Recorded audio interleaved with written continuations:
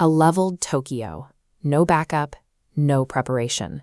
Just two titans at the peak of their power, staring each other down across the rubble. On one side is Sosuke Aizen, a mastermind whose philosophy relies on total authority over his opponent's reality. On the other is Ryomen Sukuna, the king of curses, who embodies the raw power of a natural calamity. This creates a mechanical paradox. What happens when a force of nature is tasked with killing an immortal opponent who can rewrite perception itself? Aizen's defense is virtually impenetrable. His sword enforces perfect hypnosis, granting him infinite biological regeneration. This is a problem for Sukuna. His combat style, defined by physical battle IQ and precision cleaving, requires a tangible target to be effective. Pure destruction is useless when swinging at shadows. Against someone who dictates the sensory data your brain receives, Sukuna is in a scenario he isn't built to solve. In the opening exchange, Sukuna unleashes his dismantle technique, instantly turning skyscrapers into raining dust. But Aizen has already moved, using a massive speed advantage to stand untouched. As Aizen draws his sword, he activates Kyoka Suigetsu, plunging Sukuna into a world of total sensory manipulation. The fight shifts from a brawl to a psychological struggle.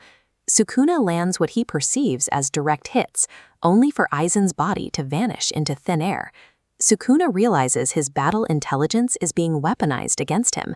Every move he makes is based on false visual and sensory data provided by his opponent. In this duel, reacting to an illusion creates a lethal blind spot. The true threat remains outside Sukuna's perception. Sukuna's logic leads to a brutal counter. You don't need to know where an opponent is if you can destroy the entire environment they occupy.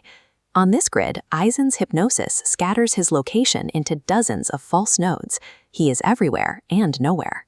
Sukuna activates Malevolent Shrine, a domain expansion that floods the space with an inescapable zone of continuous slashes. He effectively erases the need to aim. Aizen is finally caught under relentless pressure, taking unavoidable damage as the city is ground to powder around him. But then, the Phase 5 twist. The Hokioku triggers, regenerating Aizen's body as quickly as it is torn apart.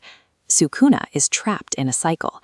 His area of effect attacks bypass the illusion, but lack the concentrated lethality needed to outpace Aizen's healing factor. Aizen's ultimate defense against a natural disaster is endurance. By outliving the storm through biological immortality, he forces a battle of attrition he is mathematically favored to win. Sukuna makes a final deduction. To kill an immortal, conventional physical damage is useless.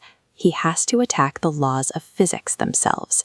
At the climax, Sukuna prepares his final trump card, the world-cutting slash. Aizen prepares a counter, tracking the direction of the energy. This diagram explains the guaranteed win condition. The attack doesn't target the opponent's silhouette, but the glowing 3D coordinate box they occupy. Sukuna is severing space itself. When those 3D coordinates split, the figure inside is severed as a consequence. This makes the perfect hypnosis irrelevant. False images projected elsewhere don't matter if the physical space ceases entirely. This also negates the Hokioku. Regeneration requires a stable reality. A body cannot knit itself together when the space itself is cut. The world slash bypasses sensory input and biological limits by targeting the very coordinates of existence. Ryomen Sukuna emerges as the victor on extreme difficulty, having utilized a finishing move that operates outside the standard rules of engagement. While Aizen's combination of illusion and regeneration is a closed, flawless system, it still relies on the standard laws of reality and biology. Sukuna's victory comes from stepping outside those boundaries, breaking the foundational rules Aizen's immortality depends on. In this clash, spatial destruction that severs reality overcomes sensory manipulation and regeneration. When you cut the world itself, an immortal has nowhere to stand.